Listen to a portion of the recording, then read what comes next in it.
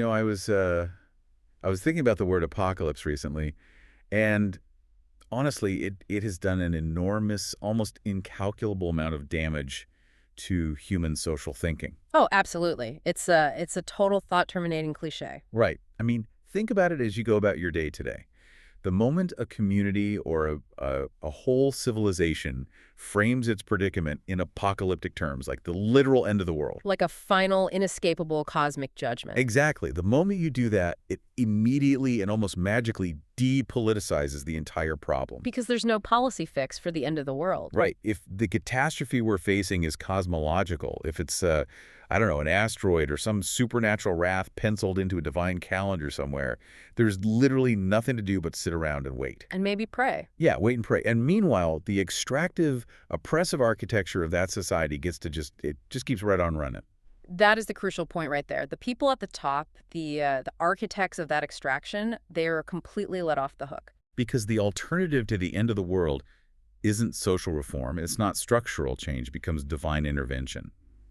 So today, you and I are going on a mission to completely dismantle that myth. I am very ready for this. We are diving into a radical, highly controversial, and purely socioeconomic lecture by the philosopher and systems thinker Allama Ghulam Ahmad Parwez. And his framework is just brilliant. It really is.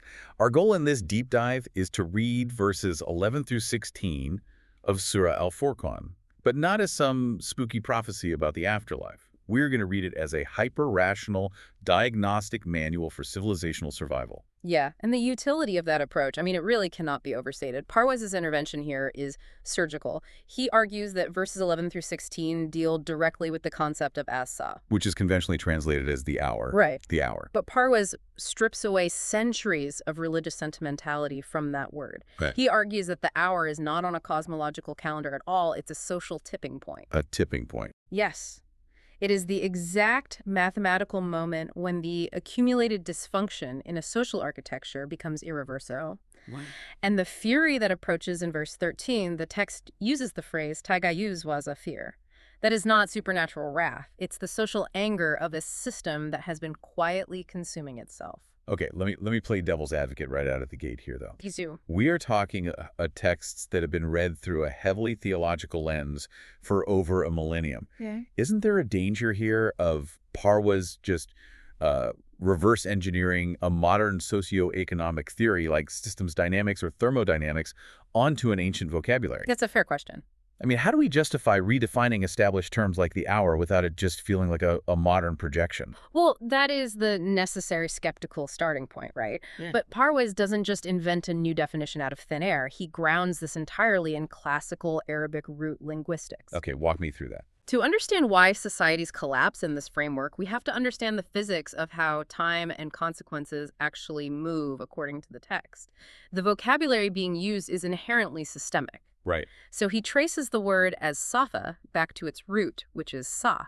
And the root sa does not mean a fixed point in time. It's not a tick on a clock or a scheduled date on a calendar. And what is it? It means motion. It means movement or pace. It's a dynamic, highly physical word. So it's describing kinetic energy, essentially. In a sociological sense, yes. The Saha is not an arbitrarily scheduled hour of judgment. It is the moment when the movement of social consequences finally reaches the community that generated them. Ah, okay. So it is the arrival of the momentum of a society's own systemic actions. Exactly. It's momentum hitting the wall. That shifts the entire burden of proof. It completely moves the narrative from theology to cause and effect. Completely. And in verse 11, the text states, and I'm looking at the translation here, it says, they deny the Saah, and for those who deny it, a blazing state has been prepared. So if Saah means motion, the text is literally saying they are denying the motion of the consequences they are actively creating. Yes. But wait, how does an entire society look at the consequences of its own actions and simply deny that anything is moving? How are they that blind? Well, Parwez provides this brilliant, highly observant optical analogy to explain this exact psychological blind spot. He talks about the desert sundial. The sundial. Yeah. Imagine you stand out in the desert and you stare directly at the shadow cast on a sundial. Okay. If you just watch it, you cannot perceive its movement with the naked eye. The shadow appears completely static. He was moving so slowly. Exactly. The change is invisible and incredibly gradual. You could call this the evolutionary phase of a consequence, but if you look away and then look back an hour later, the shadow has moved significantly. Right, it's in a totally different spot. And that moment of sudden manifestation, when the invisible incremental movement suddenly becomes a visible, undeniable reality, that's what the text refers to as qiyamah. Yeah, Yes, it comes from the root qiyam, which means to abruptly stand up. It is a revolution. oh man, the sundial analogy perfectly captures the limitations of human perception in complex systems. It's like the boiling frog syndrome, but applied to macroeconomics and social structures. That's a great way to put it. The elites, in verse 11, the deniers, they're looking at the shadow of their own society. They're looking at the wealth inequality, the institutional rot, the marginalization of their workforce. But because those metrics are degrading at the speed of a sundial's shadow? They declare that nothing is moving at all. They literally mistake the limitation of their own perception for the objective reality of the system. That is the exact mechanism of denial. And because they deny this motion, verse 11 states that a sayer has been prepared for them. Now, conventionally, Sayer is translated as a blazing fire, right? Yeah. Invoking that classic cosmological furnace. Right, the traditional hellfire imagery. But in Parwez's sociological reading, this sayer is the thermodynamic state of a social system in irreversible breakdown. Thermodynamic state, I love that phrasing. Think about how any physical or social system operates. An extractive architecture is basically an economy designed to funnel wealth, energy, and labor up to the top while depleting the base. Right, the classic pyramid. And when the feedback loops of that extraction accelerate past the point of correction, the system begins to generate massive friction. So the system generates its own destructive energy. A society overheating is it's like a structural engineering failure. Yes, exactly like that. A bridge doesn't collapse the second a microfracture forms in the steel. The microfractures accumulate over decades. Traffic just keeps driving over the bridge every single day. And the commuters are the deniers in this scenario. Exactly. The commuters look at the bridge every day and say, well, it held me up yesterday, it's holding me up today, the shadow isn't moving. But the structural integrity is quietly degrading the whole time until the tensile strength is just exceeded. And then it snaps. Right, so the sayer, the blazing fire, isn't a punishment built by some third party to torture the commuters. It's the physical consequence of deferred maintenance and structural failure. And that leads directly into the sensory progression detailed in verse 13, because you don't just suddenly wake up in the fire with zero warning. What does verse 13 say? When the systemic breakdown reaches a certain threshold, the text says, when they see it from a far place, they hear its rage and its roar. Tagayuz was a fira. They hear its roar. Long before the tipping point fully arrives, the community that refused to listen to the warnings will begin to literally hear it approaching. The social fury becomes audible. We have to ground this in reality for the listener. Yeah. Because what does that roar actually sound like in the real world? It's a very recognizable sound if you're paying attention. Right, because it isn't thunder from the sky. It is the collapse of a currency. It's a sudden spike in violent crime or the outbreak of massive riots. Or infrastructure failing. Yes, it is the absolute institutional rage of a populace that has been squeezed completely dry. It's the sound of the social contract tearing in half. And yet the architects of the system consistently treat these roars as isolated anomalies, just little blips, rather than the approach of the Saw. Which brings us to the core epistemic problem here. If this systemic breakdown follows the laws of social thermodynamics, and if the roar can be heard from a distance, why do the elites always mock the warning signs? It comes down to a specific, fatal flaw in how they process information. They treat the absence of immediate, catastrophic consequences as absolute evidence that there are no consequences at all. I really want to spend some time on this, because this epistemic error defines almost every major crisis in human history. The architects of a collapsing system demand a short feedback loop, in a system that inherently operates on a long feedback loop. Precisely. An extractive architecture doesn't produce its ultimate damage overnight. The concentration of wealth, the fragmentation of social bonds, The capture of democratic institutions by corporate monopolies. the suppression of critical knowledge. None of these actions cause the sky to fall the very next morning. Each step is rationalized. Each step is normalized as just the cost of doing business. Let's look at the 2008 global financial crisis as a modern parallel. Perfect example. The architects of the subprime mortgage market were looking at their metrics. The collateralized debt obligations, the CDOs. For years, the metric told them everything was perfectly stable. The shadow on the sundial wasn't moving. Right. Anyone who pointed out that the underlying mortgages were completely toxic was laughed out of the room. They were mocked. The elites treated the fact that the global economy hadn't collapsed yet as absolute proof that their extractive financial models were fundamentally sound. And that is where Parwez introduces the vital concept of the Furqan. The Furqan. Yes. The word translates to the discrimination tool, or the ultimate metric of truth versus falsehood. Without the Furqan, a community literally cannot tell the difference between a genuinely stable system and a system that is quietly accumulating fatal dysfunction. Because to the naked eye, those two systems look identical. Exactly identical. A thriving society and a society 1 month away from a complete systemic collapse can have the exact same skyline, the same bustling cafes, the same gross domestic product. The visible surface tells you absolutely nothing about the structural integrity. So applying the Furqan is like looking at the foundation of a house instead of just admiring the fresh coat of paint. Yes, it's an audit of reality. In the 2008 analogy, the AAA ratings on those toxic assets were the fresh paint. The Furqan would be the independent diagnostic tool that bypasses the rating agencies and looks at the underlying rot. The actual ability of the human beings to pay their loans. Exactly. If you don't use that diagnostic tool, you will sit in your freshly painted living room right up until the roof caves in on your head. And you'll mock anyone who warns you about the roof. But we really must dig deeper into the sociological machinery here. This refusal to use the Furqan isn't just accidental ignorance. Right. It's not just an innocent cognitive bias. No, it is a deliberate, cultivated blindness. To maintain this illusion of stability, the architects of this system must actively suppress the Furqan and manipulate the public's perception of reality. Okay, now how do they do that? Parwez uses historical case studies from the text, but he treats them as sociological archetypes. The most prominent is the archetype of Moses. In Parwez's reading, Moses isn't just a prophet facing off against a tyrannical king. What is he then? He is a messenger of the Furqan confronting an entire extractive triad. The extractive triad. Oh, this is where the structural analysis becomes deeply uncomfortable for modern societies. It really hits close to home. Let's break down the players in this triad, because they aren't just ancient historical figures. They represent permanent, repeating functions of power. Okay, so you have 3 distinct pillars of control. First is Pharaoh. Pharaoh represents absolute political tyranny and the monopoly on state violence. The muscle, yes. Second is Haman.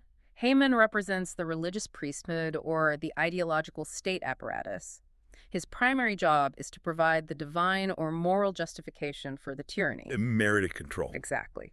And third is Korun, who represents unchecked capitalist extraction and the hoarding of wealth. The money. Right. And together, this triad divides society into 2 distinct classes, the oppressor and the oppressed. They create a totalizing architecture designed solely to extract energy, labor, and resources from the base to feed the apex. Let's explore the mechanics of how this triad actually interlocks, because they desperately need each other to survive. Right, they cannot function alone. Right, because state violence, Pharaoh, is extremely expensive to maintain. You can't just subjugate millions of people through sheer force forever. It drains the treasury. You run out of money. So you need Qur'an, the capital, to fund the state violence. But even capital and violence combined aren't enough to prevent a massive peasant revolution. Because there are always more peasants than guards. Always. You need the base to actually accept their own subjugation. And that is where Haman comes in. The ideology. Yes. Ideology is the friction reducer in the extractive engine. Haman's job is to convince the oppressed that the system is natural or divine or just simply the best of all possible worlds. Parwez reinforces this dynamic by looking at the example of the prophet in Mecca. The 13 years of Meccan life represent the invisible evolutionary phase on the sundial. The long buildup. Right. During those 13 years, the elites of Mecca, the extractive triad of their time, figures like Abu Jahl, they relentlessly mocked the prophet. Because they wanted immediate proof. Exactly. They demanded immediate, visible proof of consequence. They asked for immediate treasures, or for angels to physically descend, or for the punishment he warned about to strike them right that very second.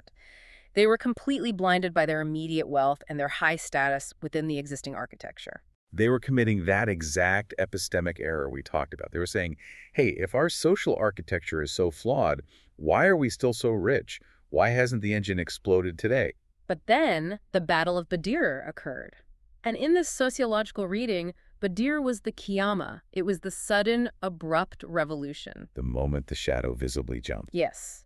The accumulated consequences of their extractive architecture finally manifested, and the elite structure was smashed. The As-Saah had arrived. This brings up a really critical question about the maintenance of power before the As-Saah arrives. Before the Qiyamah happens, how does the extractive triad actually keep the oppressed base from rebelling? It's the ultimate question of political science. Because if a system is fundamentally designed to crush you, why don't people just overthrow it immediately? How does Hillman's ideological fiction reducer actually work in practice? Parwez turns to a profoundly insightful concept from the poetry of Allama Iqbal to explain this psychological suppression. Iqbal writes about the dynamic between Mahmud, representing the oppressor or the conqueror, and Ayat, representing the oppressed or the subjugated. Okay. And Iqbal observes that the oppressor uses a kind of systemic magic, essentially a psychological and ideological hegemony, to literally put the oppressed to sleep. And when we say magic, we obviously aren't talking about wands or spells. No. We are talking about the manufacturing of consent. We are talking about Antonio Gramsci's concept of cultural hegemony centuries before Gramsci ever wrote about it. Precisely. And the magic is so potent that the subjugated person looks down at the heavy iron collar of slavery around their neck, and instead of seeing an instrument of oppression, they proudly call it a beautiful necklace. Oh, wow. They internalize the values, the metrics, and the worldview of the oppressor to the point where they defend their own chains. I really want you, the listener, to sit with that image for a second. True systemic subjugation doesn't happen with the boot on your neck. It happens quietly, inside your own mind. It's invisible. It strips the subjugated of their humanity and their critical faculties without them even noticing.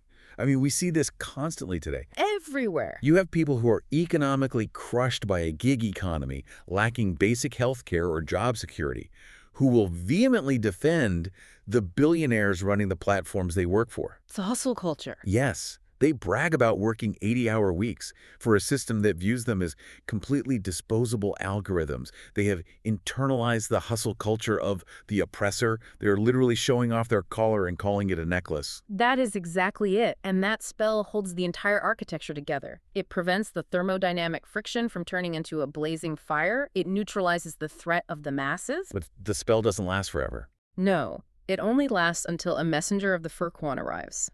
The Furqan shatters the cognitive dissonance. When the subjugated finally are given the diagnostic tool to see the collar for what it actually is, that is the moment, as the text metaphorically puts it, when the blood of Israel comes to a boil. It sparks systemic awakening. Yes. The long feedback loop is suddenly perceived, the magic is broken, and the thermodynamic energy shifts from maintaining the system to dismantling it. So once that spell is broken, and the society realizes the terrifying trajectory it's on, it faces a stark binary architectural choice. Verses 15 and 16 outline this choice as the fire versus the garden. And the text asks rhetorically, what is better? But to maintain our rigorous sociological lens, we have to redefine the fire, or Jahannam, because if we fall back into the cosmological trap here, we lose the entire analytical thread. Right. The fire is not a subterranean torture chamber run by demons with pitchforks. It is not an arbitrary punishment assigned by an angry external judge. In Parwez's framework, the fire is the law of requital operating flawlessly. The term is mukafat-e-amal. Mukafat-e-amal. Yes. It means the inescapable mathematical consequence of action. The fire is the accumulated consequence of consistently choosing convenient falsehoods over difficult truths. It's the thermodynamic endpoint? Exactly. It's the endpoint of a society that refused to utilize the Furqan and allowed the extractive triad to operate unchecked for too long. So what does the architecture of this societal hell actually look like in the real world? How does it manifest? The text describes the inhabitants of the fire as being thrown into a narrow place bound in chains. In a sociological reading, this is the exact state of a subjugated, colonized, or economically crushed society right here in this world. A narrow place bound in chains. That perfectly describes a modern debt trap. It really does. It describes a geopolitical situation where a developing nation is forced into structural adjustment programs by international monetary organizations.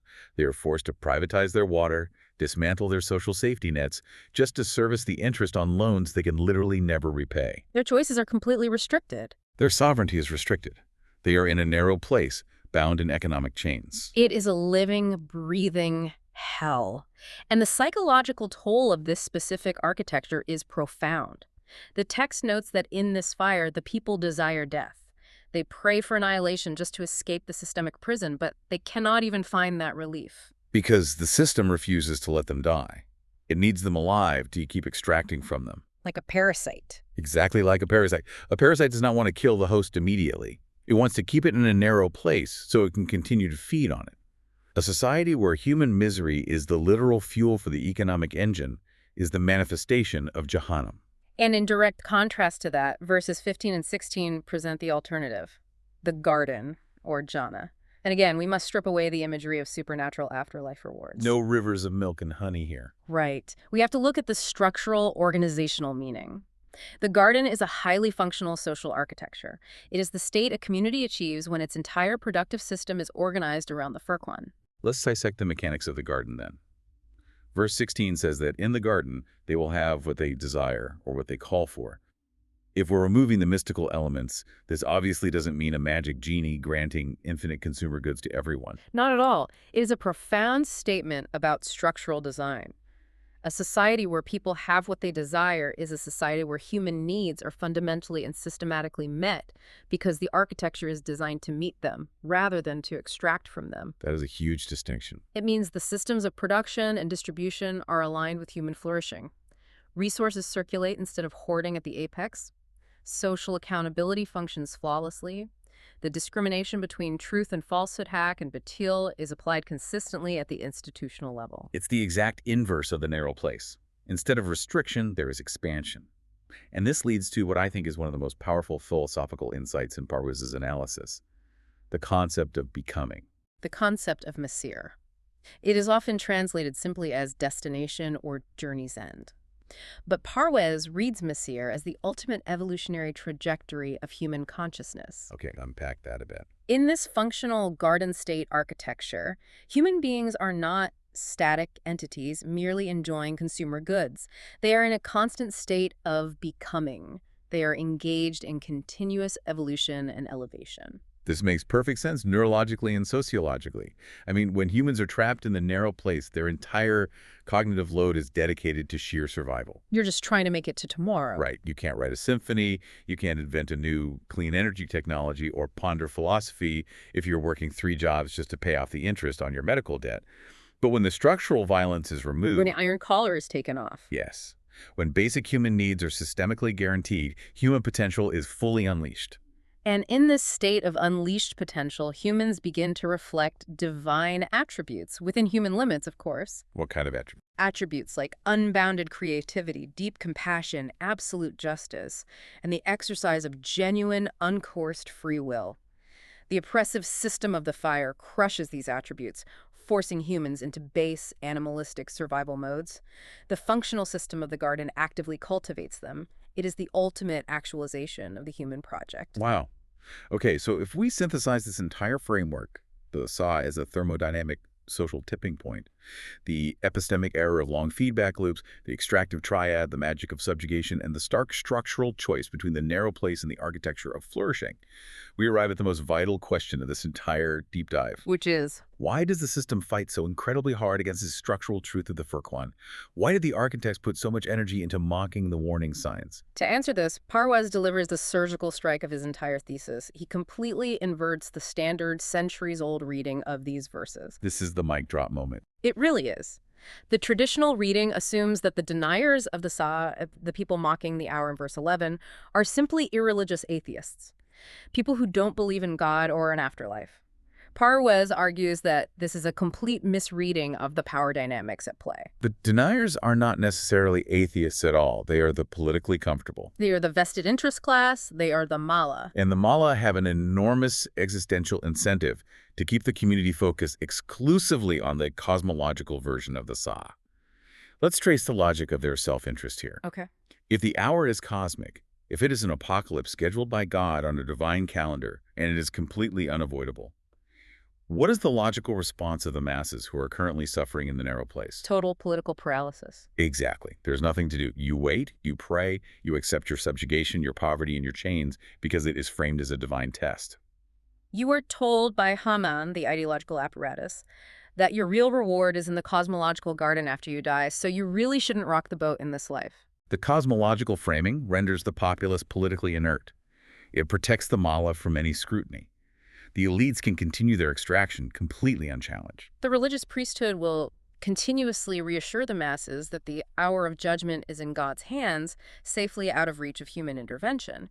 But if the hour is not cosmic, Right. if the As-Saah is the predictable, thermodynamic, systemic consequence of specific social architectural choices. And then those choices can be changed. Yeah. If the fire is being built by human hands can dismantle it. If the As-Saah is the inevitable result of an extractive economy, then the masses had the agency to reorganize that economy using the Furqan. And if they do that, the vested interests, the mala, lose their monopolies, their unearned status, and their hoarded wealth. That is why they mock the warning signs. They aren't mocking the idea of God. They are mocking the idea of systemic accountability. That is the ultimate conclusion of Parwez's reading. The As-Saah is coming. The tipping point is approaching. But it is not coming because God arbitrarily scheduled it on a cosmic calendar. It is coming because the architects of the extractive system built it with their own hands. And the thermodynamic laws of social consequence cannot be cheated forever. They cannot. Let's pull all of this together for the listener. We have taken an ancient text, verses 11 through 16 of Surah Al-Furqan, and completely stripped away the accumulated mythological dust. Through this hyper-rational lens, we aren't reading a spooky prophecy. We are reading a masterclass in the physics of civilizational survival. Yes, it moves the locus of responsibility from the heavens back down to earth, squarely onto human socioeconomic organization. It restores agency to the community. By understanding the Furqan, by learning to read the underlying architecture of a society rather than its superficial aesthetic stability, a community can actually intervene. They can adjust the trajectory before the invisible motion of the sundial manifests as a sudden, violent revolution. Our societal collapses aren't bad luck, and they aren't divine retribution. They are math. They are the law of requital. We build systems that extract and oppress. We ignore the long feedback loops. We let the elites hypnotize us into loving our heavy iron collars. And then we act completely surprised when the engine explodes and the As-Saah arrives. Which leaves us with a vital diagnostic test for our own era. It really does. Okay. And I want to leave you, the listener, with a final thought to mull over as you navigate the modern world today. We are constantly surrounded by the rhetoric of modern apocalypses, aren't we? Constantly. We talk about climate collapse, extreme economic inequality, the AI takeover, the death of democratic institutions, and notice how often we use the language of inevitability for all of these crises. We treat them like cosmological doomsdays. Like they are just bound to happen. Right. So here is the provocation. If we strip away the mystical, apocalyptic language from our own modern crises, what are the specific, invisible shadows moving on our societal sundial right now? What are we missing? Are we sitting in our freshly painted living rooms, looking at our smartphones and stock portfolios, treating the absence of immediate disaster as proof of stability? Or are we actively using our own Furqan to read the architecture, to check the load-bearing beams of our civilization, and to feel the heat of the engine before the hour abruptly stands up? A question that demands an answer not in prayer, but in structural action.